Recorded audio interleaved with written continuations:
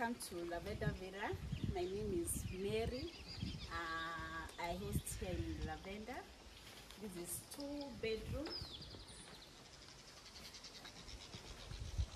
This is the sitting area.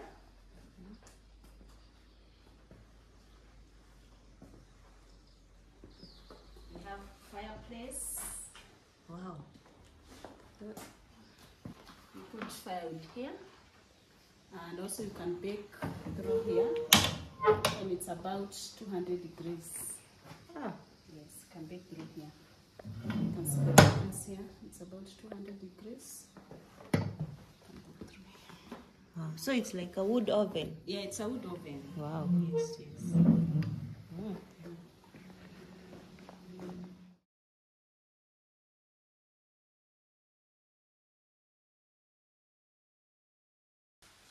We have kitchen on this side.